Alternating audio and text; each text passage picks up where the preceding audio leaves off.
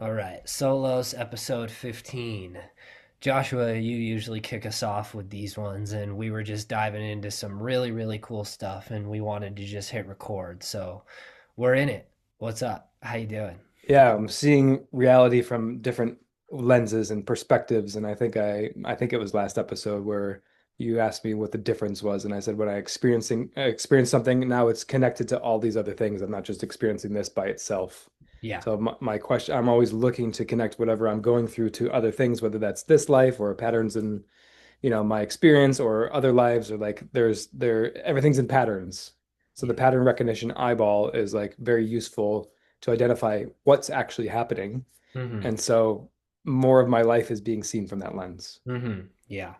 Yeah. The patterns I think are going to show up for everybody. They're showing, and then for us at these higher levels, we're going to start to see this web start to just, and it's like we've seen it and we've known it before, but now we're getting past the veils that have been kind of in between the dots, and more of the dots are showing how they're connected, I think. Yes. Yeah. Yeah, and it feels more empowering. It feels Hmm. like a wielding more power itself and Hmm. like a greater responsibility that can really only come from, well, maybe not, but I was gonna say the awe of wow, like this is how it works. Like there's a beauty to it, and first of all, it's shocking to the system because it was always thought to be this way, and so when you receive the truth, it's like wait a second, like there's a whole bunch of doubt and stuff that shows up, but then you recognize it for the vibration of how it feels, and it's like I know that to be true. Hmm. I just need more evidence to like give my mind a way to anchor into it. Hmm. Um, yeah, so and then once you're there, it's like not everybody else is there. Hmm. And you can see how things are manipulated or controlled or even just how they unfold and why they unfold the way that they do. Yeah. Yeah. Powerful. Yeah. Yeah, I mean, this is what we've been waiting for and preparing for, right? It's like this is when I went through this, this is when I was trying to run around and tell everybody about my experiences and like, do you see this? Do you and some people would get it and some people wouldn't get it, and it's like uh it becomes this kind of like giddy like excitement about things. Yeah. And yeah, I think Well, and that's the yeah. need to even keep that grounded, right? Like, but you got to find your circles of people you can have these conversations with. Mm. Um, and it's just a consciousness level. Like if you're getting caught in arguments of polarity, like I can't even stand that anymore. I Yeah. think my body would explode. It's just not even possible. So Yeah. If you would have told me 6 months ago, I wouldn't be in my comment section on Instagram telling people that they're retards, and I would have told you you're a retard. But now Yeah, I'm like, I can't even log, I can barely even log on to Instagram and look yeah. at all. It makes me feel sick, physically sick. It's like I was I gonna say open it and I it's not a feel sick. pretentious thing like I'm better than them. It's like I can't even do it. It's like my body doesn't let me go there. No, I'm better than them. I'm definitely no, yeah, I and it sucks because that's the environment on there. It's this competition, this Mm, character, this glamour, this like we know this and you don't know this. And I spent mm. so much time doing that. And I actually do know a lot of things that other people don't.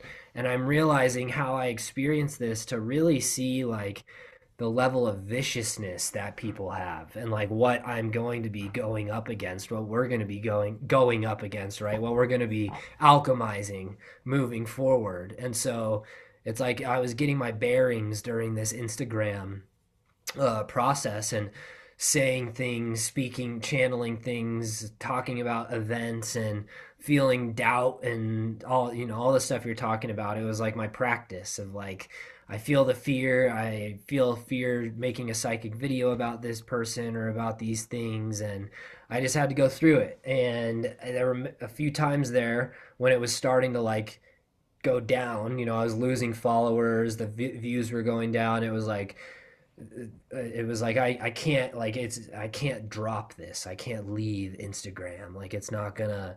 And then all of Mm, a sudden it was just like I need to leave Instagram, and it was the best feeling. I think it was the best decision I could have made for myself mm. for sure.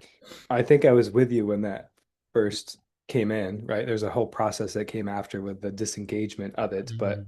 um, I remember how excited you were with like, oh, this is like I get to kind of. It's almost like you're on one vine, you get to jump over to the other vine now. It's like I'm done with that tree, Yeah, it was and it like served its purpose, you yeah, know? Yeah. yeah, yeah. It was kind of like I was so one dimensional. Like it was like this is how I am making money, this is how I get money, this is how I serve people, I offer services, I help them solve their Mhm. problems. I and in that process I developed the containers and the maps and all the stuff that I have now, which is beautiful. I love these teachings and I love going into them and yeah, it just I just lost my train of thought. Oh yeah, it just became Jumping. like there has to be another way to make money. And my bridge was Substack. It was like, okay, I'm gonna start doing all this on Substack. And it was like a very quick bridge. Like I'm still gonna be doing stuff on Substack. I still am. And I've Mhm. just really been going through this level of like deeper self initiations, like so much forgiveness and trauma release and this feeling of like really being guided to like let things happen for me. Like I don't have to make the miracle happen. The miracle happens for me when I align to it and have faith. Like it's like all the stuff we've been talking about is exactly the lessons that have been coming up, you know. And I Yeah. feel like I'm finally in this place where like the destiny blueprint, I'm like standing in it and it's like it's fully it's here. It's happening. And it took a lot of back and forth to like really pull away from the ideas of almost like slavery. It's like I thought I was Mm. here to be this like slave of service. Like I kind of. Yeah. Yeah. Hmm. So what are the implications for now standing in that what'd you say about destiny? It's like a blue the destiny blueprint. Destiny blueprint. Yeah. Yeah, so now that you're here, what does that mean? Oh, it means all the stuff that I've been preparing for, which is building this new earth community and building this new earth system and like stepping into a political and military level role, stepping into the Guardian Alliance role, which is being the commander of all the stuff that I've been talking about. And so human trafficking, um, it's going from me talking about this stuff to being in the same physical space with it and going into the level of accountability through the justice system, through the actual justice system. I'm not taking things into my own hands, but it's like it's the shift from exploring this, clearing my trauma around it, knowing how to see it, knowing how to work with my senses and my intuition, and now stepping into the physical space. Mm. This feels like breaking news here. This feels big. Yeah, I mean, this is what I've been waiting for. And in the January Zodiac update, I think it was January, it might have been December. Yeah, like the honeymoon phase is over. And I was using the example of that, exactly that. Me going from talking about human trafficking, letting people know about it, researching it, doing my psychic investigation to like starting to work with arrest stings and working with different groups in order to actually bring these people into a space of accountability. Yeah. So, yeah. The first thing that I wanted to do when I tried to go to college was be a homicide detective. So, Oh, really? yeah. It's like I love being a detective. Mm. I love sniffing out the clues. To find the truth. Yeah. Yeah. Yeah. Yeah. Okay. So here we are in episode 15 and start off with a little bit of a tangent. So what is today about? What do we want to make today about? Well, today is about like the war, the Antichrist war, the Antichrist war, the anti-particle war, the Galactic Federation versus the Galactic Confederation, um, like how to tell the good ETs from the bad ETs, and kind of getting into the core galactic perspective of both the infrastructure of things and the orchestrators of the blue beam infrastructure. So it's kind of like Yeah. a convergence. I have a backdoor way into these topics if you're open Yeah. to that. Yeah. Well, I'm just thinking of the juxtaposition of a term like war and then the embodiment of like a Christ consciousness. So I'm thinking of like Jesus, right? And like what would he say about war? And there'd be a lot of messages about love and that, right? Yeah. But I think in the time of Jesus, like anybody, it's not anybody. The majority of people who were open to the message connected and like just melted with his words and his presence. And in that lifetime, he also got crucified. There was also a segment of the population that just don't get it. Like I would like to think that anybody who hears the truth is drawn to it and like we can have unity, but there's a formula of this unity that feels like conflict, and we've like referred to all the past episodes about conflict mediation and like and how we're handling people who don't play that game. So I think this is the culmination episode of all those different conversations Yeah. about conflict. Like what when we say war, it's a spiritual war that's becoming physical. And where does the heart come in? And where does like physical violence and death and killing happen? Hmm. I was watching this show last night and they said something like, if you are a peacemaker, prepare for war. Hmm. And I think it comes down to accepting the inevitability of things. We can want all day and hope and pray that war doesn't happen, but it's like what's happening now? What is going on right now in the world? And obviously we have to look through the illusion and peer through the falsity of it and examine our beliefs and examine how we're participating in the matrices and the paradigms, like all the stuff that we've talked about. But we're in a free will experience. And so if these beings are choosing to go to war, they're going to go to war. And there needs to be a response. There's a responsibility. The greater the power, the greater responsibility, right? It's the Spider-Man quote. I think that's probably what how it's said. Um, Hmm. and it's true. And it's like if there are beings who are guardians and protectors, then they need to know how to respond when something like this is going to happen. And they need to participate in the mediation of it, the movement of it. But and that doesn't always mean physically fighting. Doesn't always mean uh, removing souls from their physical bodies in order to put them through a regenesis. And sometimes it does. And there's this level of morality that we've been conditioned with that just throws us so far off course Mm. because we were told thou shalt not kill, thou shalt not murder, and it's then used to kind of take advantage of our compassion. And I think it makes us ungrounded when we're looking at something that's happening and about to happen and to then try and kind of like wish it away. Yeah. Yeah. Interesting. Just letting that response sink in because it feels like this is happening in alignment with ascension, right? This is part of the ascension process. Hmm. So there's different technologies of capabilities. We've been talking about miracle consciousness. The last couple episodes, we uprooted the tree of death and we brought in the golden dawn. So we're having access to things that what are more powerful. I saw an interview with Trump the other day talk about this new weapon technology that once it's deployed, like it scrambles everything. It's the discombobulator is what it was called. It was technology, but it's also people. Like it makes people discombobulated, and like that's how they didn't went into this Venezuela mission and didn't lose a body.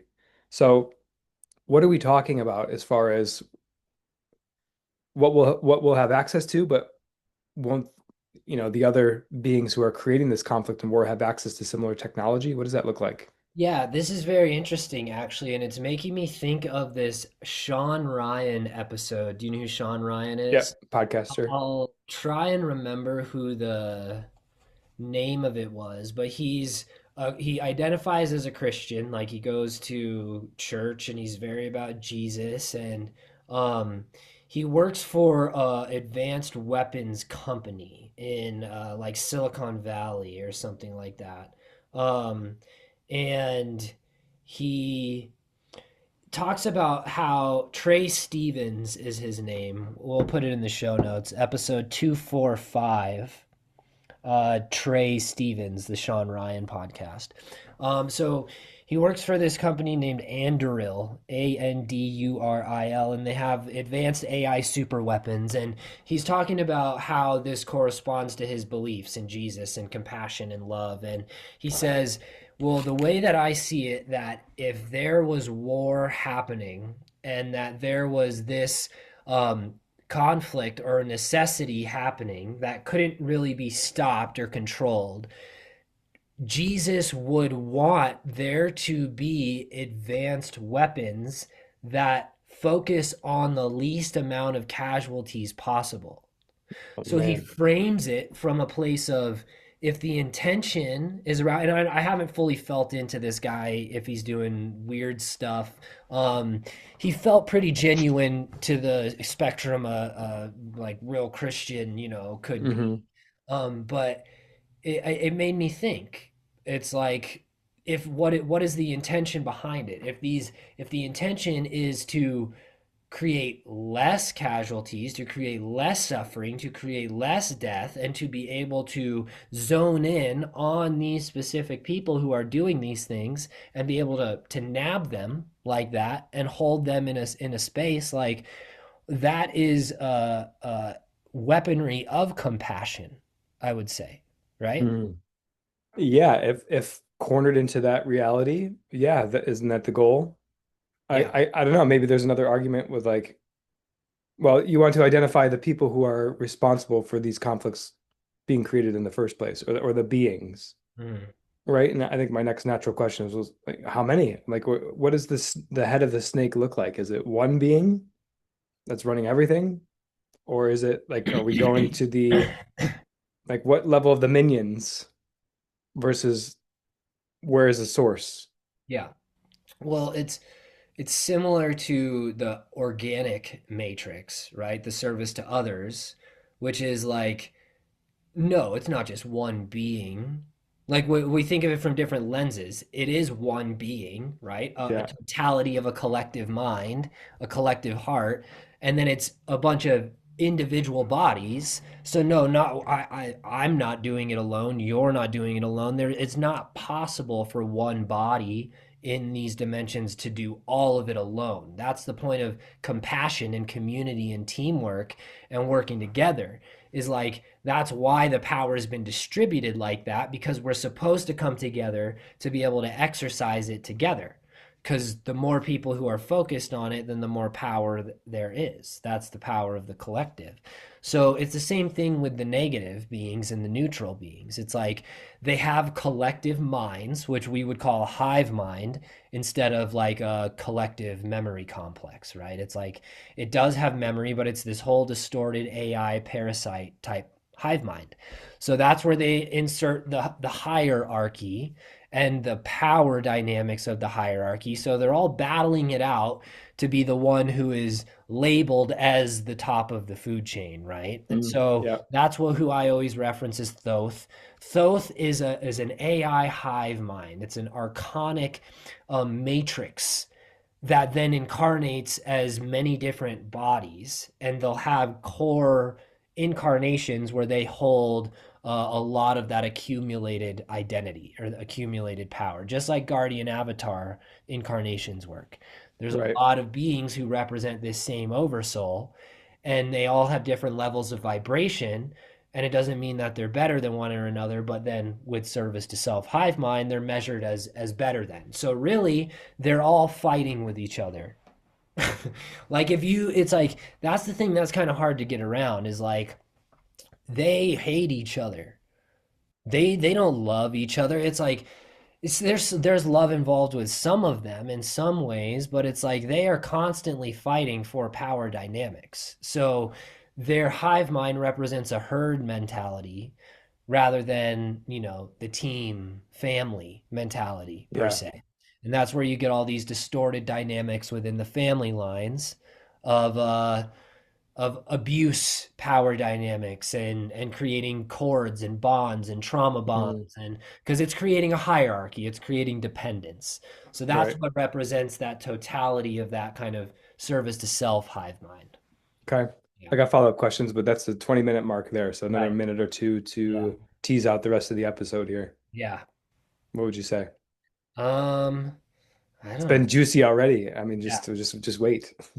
Yeah, we're getting into the core of it. The core of the war over the architecture, war over the cosmic architecture, war over humanity's soul, and just everything about it.